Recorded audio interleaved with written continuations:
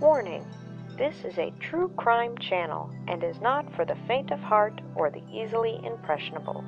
This video may contain details that some viewers may find highly disturbing. Viewer discretion is strongly advised. You have been warned.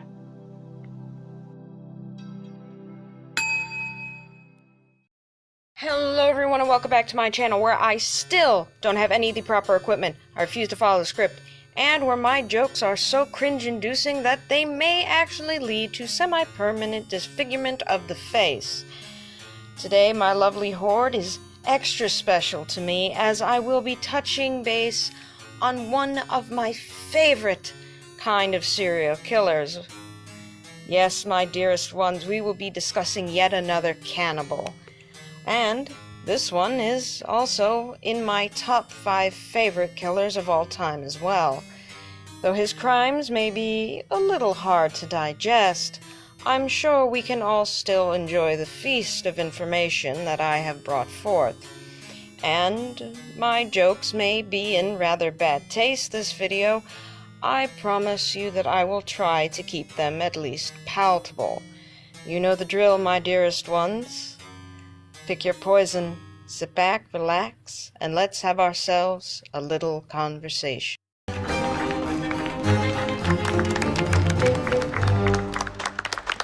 Before we begin, you must all be warned. Nothing here is vegetarian. Bon appetit.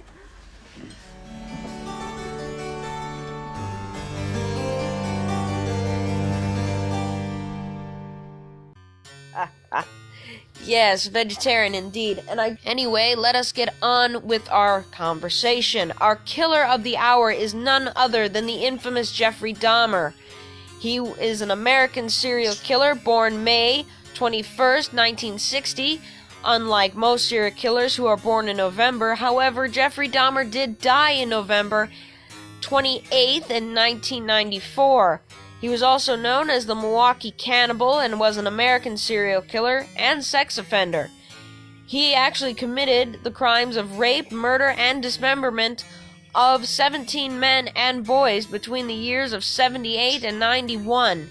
Many of his later murders actually involved necrophilia and cannibalism, and even the permanent preservation of body parts, typically all or part of the skeleton, though he was rather partial to preserving skulls and genitalia. Jeffrey Dahmer was a rather tall man. He was about 6 foot even, or 1.83 meters. And in fact, he was not given the death penalty. In fact, Wisconsin had abolished the death penalty in 1853, if memory serves. He was actually killed by another inmate. The murderer was murdered. Meta. Very meta. He was also known as the Milwaukee Cannibal and the Milwaukee Monster. He actually had 16 life terms consecutively for his crimes. His convictions were murder, child molestation, indecent exposure, disorderly conduct, and public intoxication. While he only was charged and convicted of 16 murders, he actually had 17 victims. As one of the victims, there was absolutely no evidence, and Jeffrey Dahmer had no memory of killing his 17th victim. The span of his killings was from June 18th in 78 to July 19th in 91.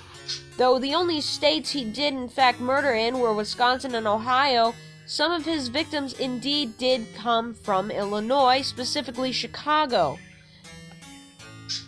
Though he was born in Milwaukee, Wisconsin, he died in the Columbia Correctional Institute in Portage, Wisconsin. He was 34 years old at the time. Jeffrey Dahmer was also diagnosed with borderline personality disorder, schizotypical personality disorder, and psychotic disorder. However, he was found legally sane at his trial. Dahmer was actually sentenced to 15 terms of life imprisonment in February of 92. He was later sentenced to a 16th term of life imprisonment for the additional homicide he committed in Ohio in 1978. On November 28th of 94, Dahmer was actually beaten to death by Christopher Scarver, a fellow inmate at the Columbia Correctional Institution. Now, Dahmer does not have the typical sob story that we are accustomed to. In fact, when he was born in Milwaukee, Wisconsin, he was the first of 2 sons born to his parents. His mother worked as a teletype machine instructor, while his father, actually at the time, was a student at Marquette University working towards a degree in chemistry. Another interesting fact about Jeffrey Dahmer is that not only did he travel outside of his ethnic group for killers, which is not a common trait among serial killers, as they mostly do stay within their ethnic group. Not only did he do that, he also went outside of his own sexuality, as Jeffrey Dahmer is actually one of the very few LGBT serial killers. Another interesting fact about Jeffrey Dahmer is that despite everything that he did, there was very little to suggest that he was sadistic with his victims. Though one may say that his dismembering of victims, not only that, but also his cannibalism and necrophilia, I would still hesitate to call him sadistic, as when he did kill his victims, the vast majority of them, save for preferably maybe 2, though there is only evidence for 1, is that they were all unconscious when he killed them, thus preventing them from truly feeling any pain.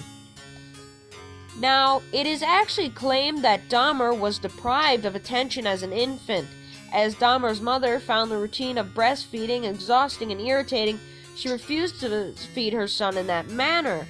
Now, if you do follow Freud's psychoanalysis of the human development, in fact, you will know that the first stage in a child's life is the oral stage, or having an oral fixation at that stage, which revolves very heavily around breastfeeding. Freud also theorized that perhaps that a disturbance in this particular stage would then result in mental disorders, in which case Jeffrey Dahmer would be the poster child for this. However, other sources suggested that Dahmer was actually doted upon as an infant and as a toddler by both his parents, although his mother was known to be tense, greedy for attention, and very argumentative with her husband and their neighbors. Now, in fact, Jeffrey Dahmer was described as being an energetic and happy child until notably subdued after undergoing a abdominal hernia surgery, which was performed shortly before his 4th birthday. Now, at an early age, Dahmer actually manifested an interest in animals, which is not surprising. First, it started as him collecting insects such as dragons and butterflies, which he placed inside jars, but then moved on to collecting animal carcasses from the roadside. In fact, on one occasion, he actually decapitated a dog which he found dead on the street and nailed the dog's body to a tree behind his home. He then impaled the dog's head onto a wooden stake next to a wooden cross outside the family home. He later would claim that he did this because he was curious as to how animals fit together. In fact, later in life, it would later be stated by his father that the fascination with dead animals may have begun at the age of 4, when Jeffrey actually saw his father removing animal bones from beneath the family house. And in fact, it wasn't until his more teenage years that his father would take note and grow concerned for his son's placid, lethargic attitude and solitary existence, as though he did have a few friends as a young child. Once he hit his teenage years or adolescence, that quickly faded. And in fact, his father, having thought that his son was showing an initiative towards a scientific curiosity, he actually willingly demonstrated to his son as to what would happen to chicken bones were they to be placed in a bleach solution. This knowledge regarding the cleansing and preserving of bones would be used by Dahmer not only on many animal remains, but also later his own victims.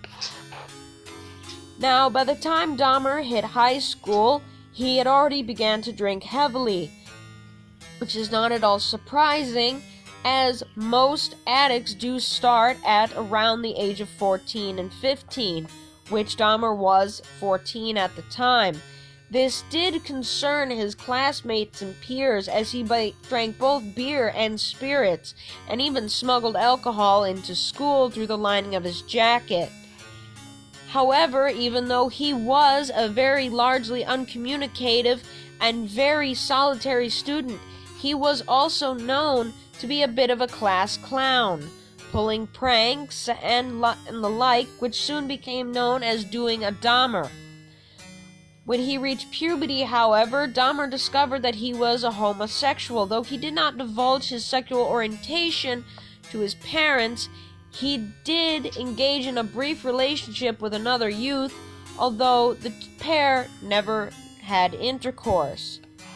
It was also around this time that he, by his own admission, he began to fantasize about issues of dominance and control over a subservient partner were prevalent in his thoughts.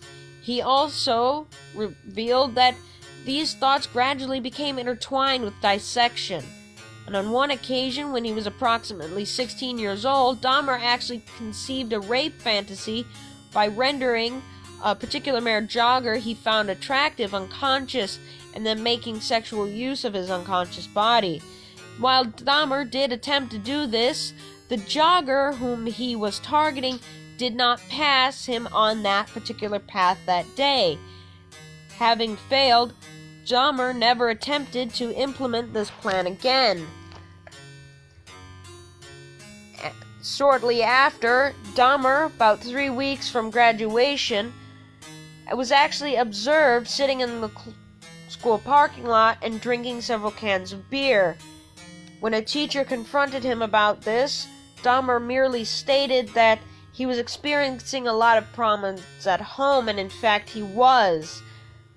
Actually, his parents were on the very scourge of divorce, or even were already divorced, and Joyce, his mother, had won custody of his younger brother, David, and had vacated the family residence. His father having already moved out as well. Dahmer, now 18, was living alone at his family home, and, having turned 18 and was legally an adult, was not subject to court custodial considerations. Now, on to the victims of Jeffrey Dahmer. In fact, Jeffrey started out very young. In fact, he was only 18 when he started. On June 18th, 1978, Stephen Hicks, age 18, last seen hitchhiking to a rock concert in Chippewa Lake Park. By Dahmer's admission, he was actually drawn to Stephen while hitchhiking, and that being because the youth was bare-chested. Dahmer actually bludgeoned him to death with a dumbbell and strangled him with the same instrument, before dismembering him and then using a sledgehammer to pulverize the remains and scattering them in the woodlands behind his home. The reason being behind this, and I do even theorize that possibly the reason that Dahmer even started preserving the bodies, or at least the skeletons, and even started to cannibalize his victims, was the fact that he did not want them to leave. He took that almost as a rejection. And seeing as when you consume something, they are part of you forever, that seemed to be the logical, pathological way for our good friend Jeffrey. It wasn't until about 10 years later, in 1987, that Dahmer took his next victim on November 20th, Stephen Toomey. Actually, I do find it rather interesting that both his first and second victim were both named Stephen. Now, Stephen Toomey was 25, and he was killed in a rented room at the Ambassador Hotel, though Dahmer actually claims to have no memory of murdering Stephen, but stated that he must have battered the man to death in a drunken stupor. His body was dismembered in the basement of Dahmer's grandmother's house, as that is where he lived, after not only joining the army and being honorably discharged, but also after being sent there from his father for failing to find work. Unfortunately, Dahmer actually did discard the remains in the trash, and no remains of this particular victim, along with his first victim and several others, were never found. In 1988, January 16th, James Dockstader, age 14, met Dahmer outside of a gay bar in Wisconsin. James was lured to West Allis on the pretext of earning $50 for posing for nude pictures. Dahmer then strangled James and kept his body in the basement for a week before dismembering him and discarding his remains in the trash. Much like the two previous victims, no remains were ever found. March 24th, Richard Guerrero, age 22, was drugged and strangled by Dahmer in his bedroom at his grandmother's home. Dahmer dismembered poor Richard's corpse in the basement, dissolving the flesh in acid, and disposed of the bones in the trash. He did, however, bleach and retain the skull for several months before it became by far too brittle to handle, and before Dahmer actually disposed of the skull later on. Again, no remains of this victim were ever found. In 1989, March 25th, Anthony Sears met his end at age 24. Sears was the last victim to be drugged and strangled at Dahmer's grandmother's residence. He was also the first victim from whom Dahmer permanently retained any body parts, as Dahmer found Anthony Sears particularly attractive. He preserved the skull and genitals, and they were actually found by police in a filing cabinet at his most infamous address, 924 North 25th Street, apartment 213. This following Dahmer's arrest in 1991.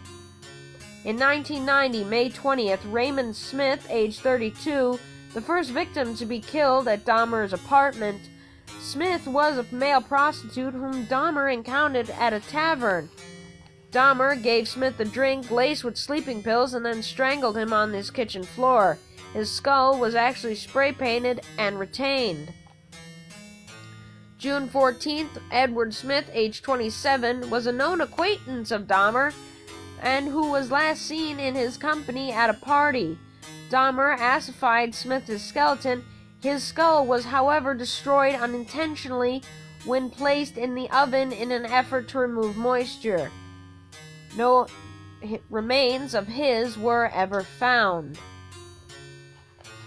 September 2nd, Ernest Miller, age 22. Miller was a dance student whom Dahmer encountered outside of a bookstore. According to Dahmer, he was especially attracted to Miller's physique.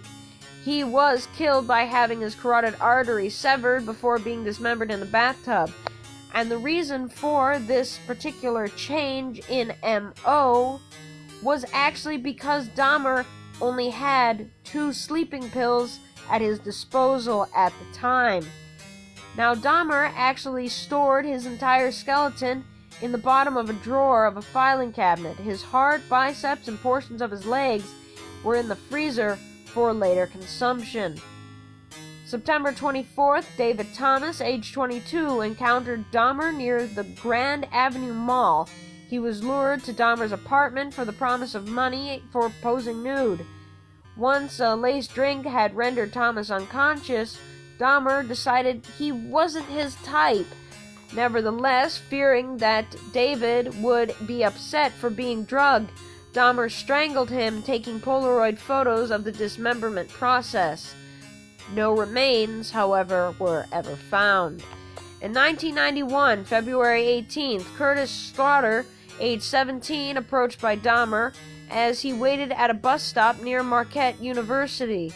Dahmer lured the poor boy and then to his apartment, where the youth was drugged and then handcuffed before he was strangled and dismembered in the bathtub. His skull, hands, and genitalia were in fact retained.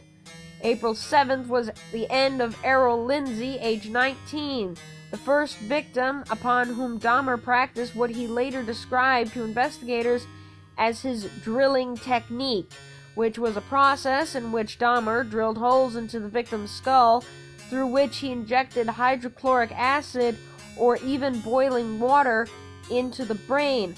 According to Dahmer, this was to preserve them and keep them alive, but to keep them in a completely submissive and almost zombie-like state. However, Lindsay awoke after this practice, and after which he was again rendered unconscious with a drink laced with sedatives. Then, the man was strangled to death, and Dahmer flayed his body and retained his skin for several weeks.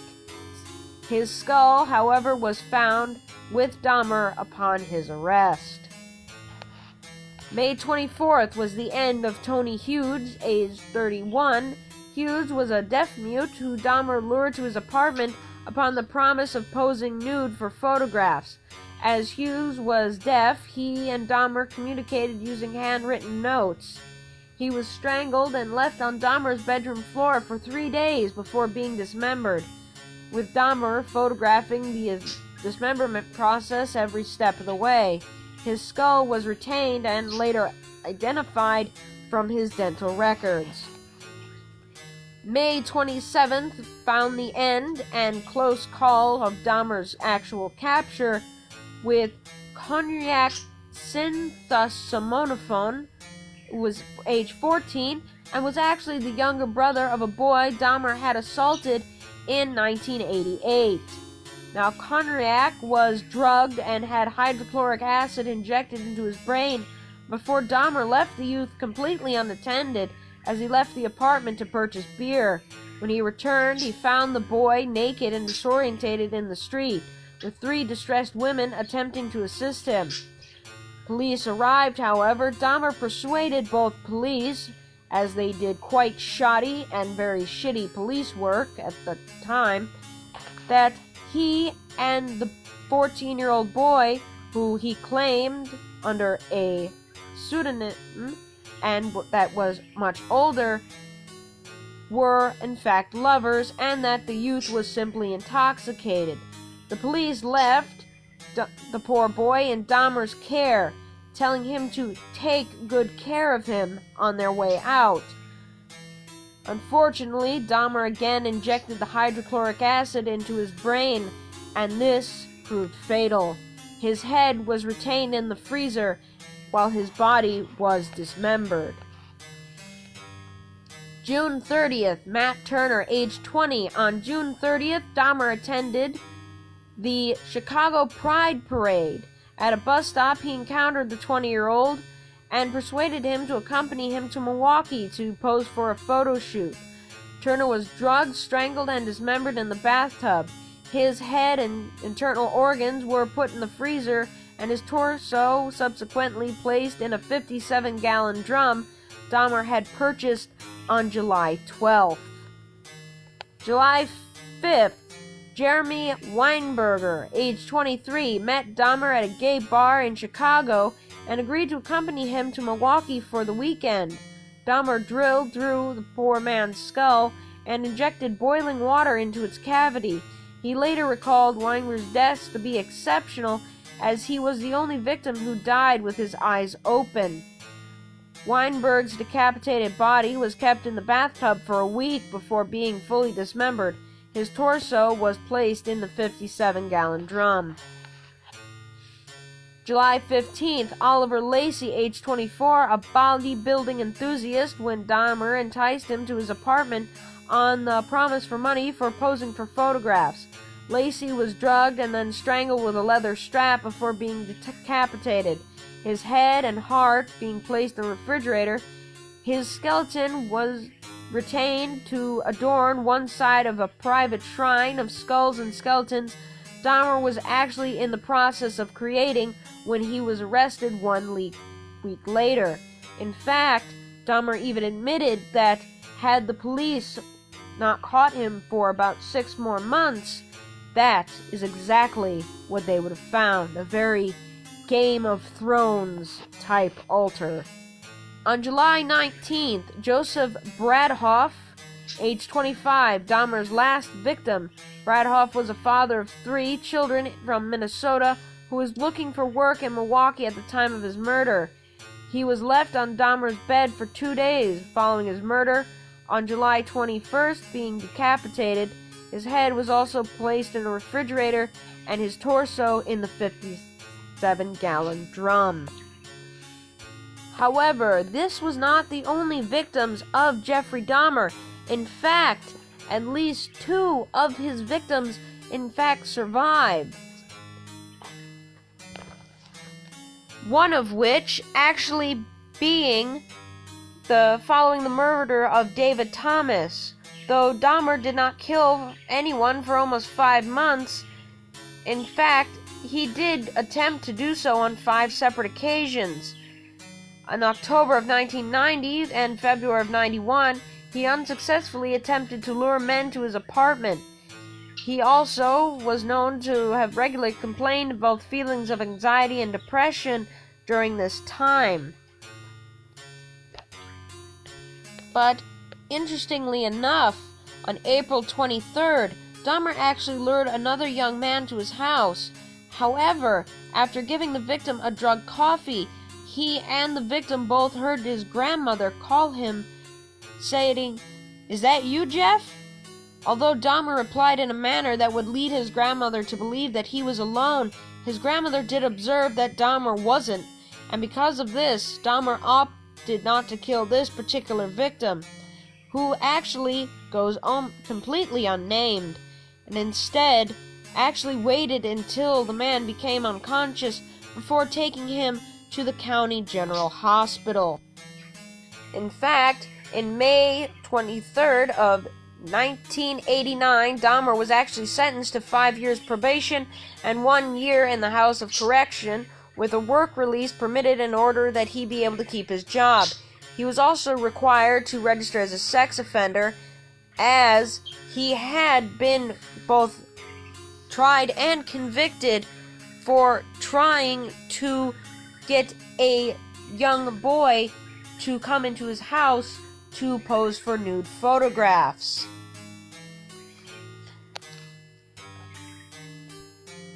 One rather interesting and rather funny story was 1 week after the murder of Raymond Smith, on or about the date of May 27th, Dahmer actually lured yet another young man to his apartment.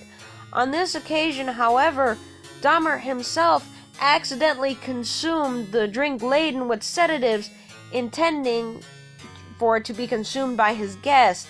He awoke the following day and discovered his intended victim had actually sold several items of his clothing, $300, and a watch.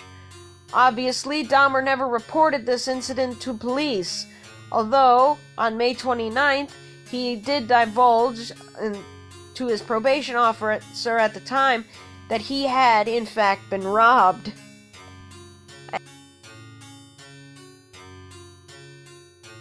As for Jeffrey Dahmer's arrest, on July 22nd of 1991, Dahmer approached 3 men with the offer of $100 to accompany him to his apartment to pose for nude photographs, drink beer, and to simply keep him company. One out of the trio, a 32-year-old man by the name of Tracy Edwards, agreed to do so. Upon entering Dahmer's apartment, Edwards noted the foul odor and several boxes of hydrochloric acid on the floor. Dahmer claimed to use these for cleaning bricks. After some minor conversation, Dahmer tried to request that his guest turn his attention to view the tropical fish of which he had, whereupon Dahmer placed handcuffs on his wrist. Edwards, realizing something was wrong, and once was inside Dahmer's bedroom, noted nude male posters on the wall and that a videotape of The Exorcist 3 was playing. He also noted a blue 57-gallon drum barrel in the corner from which a strong odor emanated. When Dahmer brandished a knife, Edwards, thinking quickly, tried to appease Dahmer by unbuttoning his shirt and saying he would allow him to take the pictures if he would remove the handcuffs and put the knife away. At that time, Dahmer simply returned his attention towards the TV. Edwards observed Dahmer rocking back and forth and chanting to himself before looking back at him. He placed his head on Edwards' chest and even listened to his heartbeat with the knife pressed against his intended victim, informing him that he intended to eat Edwards' heart. Edward, thinking very quickly, kept telling and repeatedly told Dahmer that he was his friend and that he wasn't going to run away, in hopes to actually calm him down. Edwards had already decided that he was either going to jump from the window or run through the unlocked front door upon the next available opportunity. Luckily, Edwards managed to do so. After asking to use the bathroom and seeing a momentary lapse in concentration, Edwards actually punched Dahmer in the face, knocking him off balance, and ran out the front door. At about 11:30 p.m. that night, Edwards flagged down 2 Milwaukee police officers on the corner of North 25th Street and explained the situation. The officers actually, though they did try to unlock the handcuffs around Edwards' wrists, they failed to do so as the key did not fit that particular model of handcuff.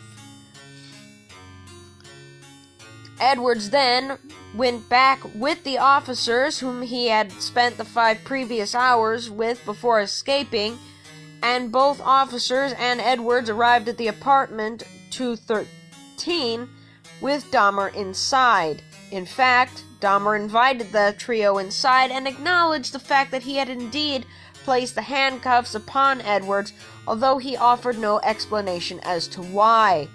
At this point, Edwards told the officers about the large knife that had been used to threaten him, and that it had happened in the bedroom.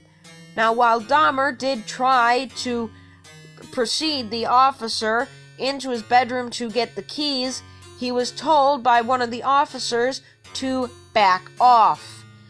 At this point, one of the officers noted that there was in fact a large knife beneath the bed, and also saw an open drawer.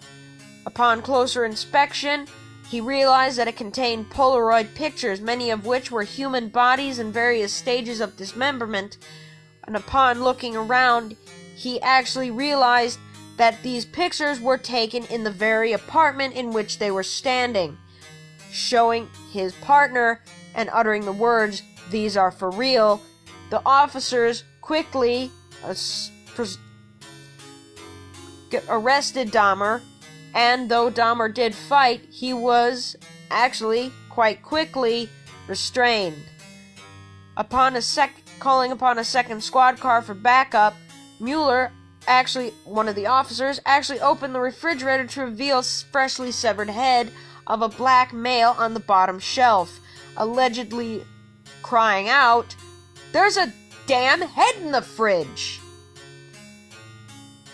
Upon this, and upon turning his head towards the officer, Dahmer admittedly muttered the words, "For what I did, I should be dead." On a more detailed search of the apartment conducted by the Criminal Investigation Bureau revealed a total of 4 severed heads, 7 skulls, some bleached and some painted,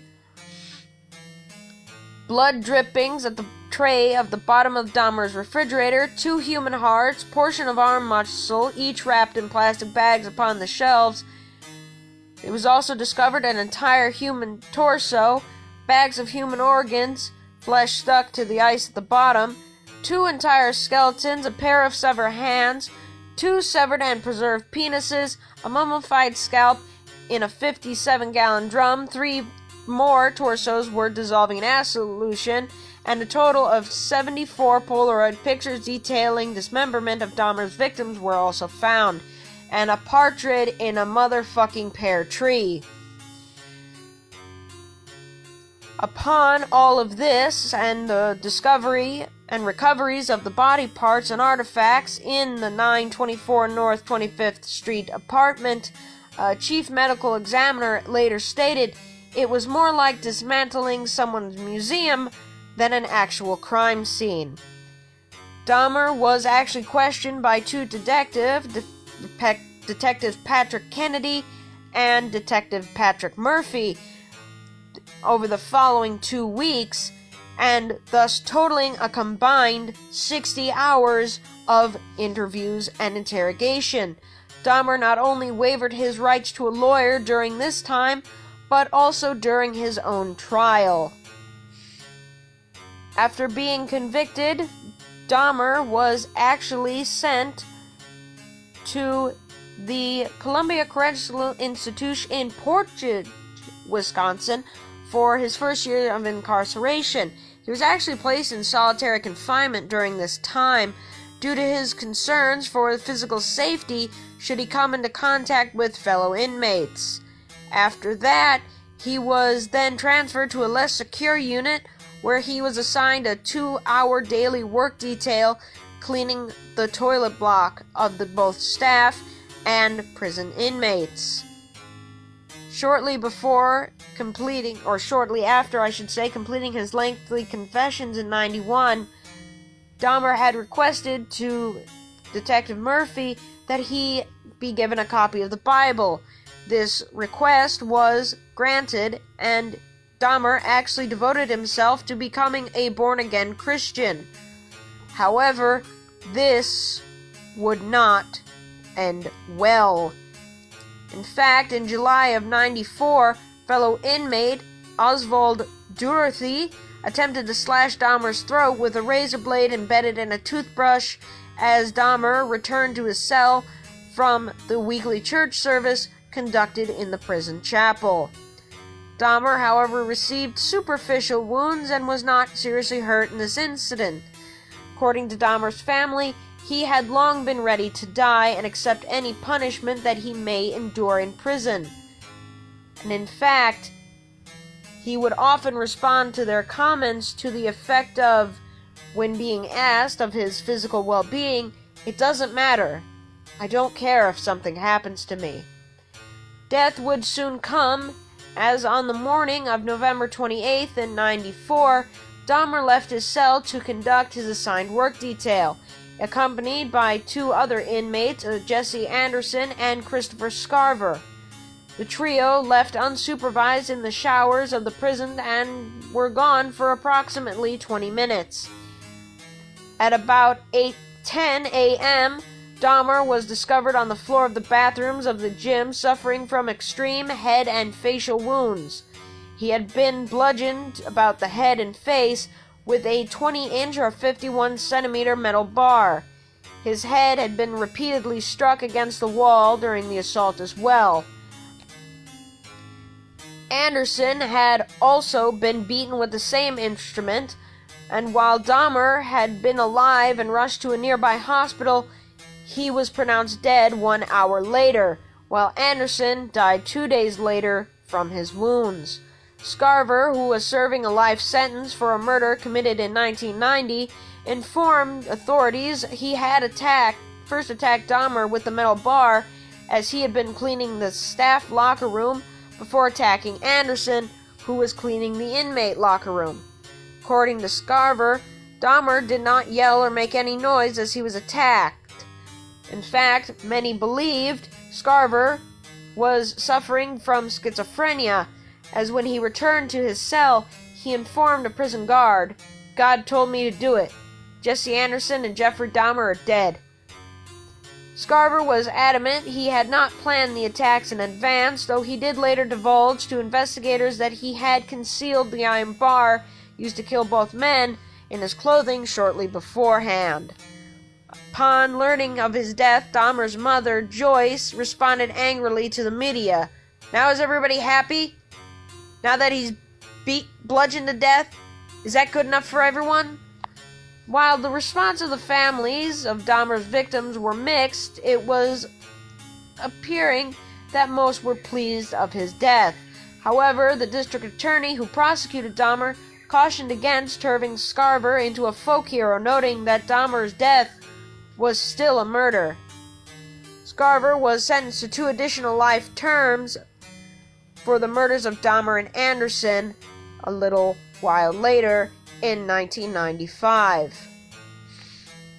Dahmer, after his death, had actually stated in his will that he wished for no services to be conducted, and that he wished to be cremated, and in September of 95, that is exactly what was done. Dahmer's body was cremated, and his ashes divided between his parents. Now, for Dahmer's estate, which was awarded to the families of 11 of his victims who had sued for damages, it was actually done and created, sparking actually controversy, as they had planned to auction off Dahmer's estate and all of his belongings. However, a civic group, Milwaukee Civic Pride, actually was quickly established in an effort to raise the funds to purchase and destroy his possessions. The group was successful in doing this, and Dahmer's possessions were subsequently destroyed and buried in an undisclosed Illinois landfill. And in fact, the last resident of Dahmer's old apartment, in fact the entire apartment complex, has actually been destroyed and has not yet been rebuilt or even had a memorial set up in its place. Though there has been talk of doing so, nothing has actually been done there. And that is all the time I have for you today, my loveliest horde. I do hope that the series of videos I do intend to be uploading today and tomorrow will make up for my absence for the past 3 weeks. And as always, my dearest ones, blessed be and stay classy.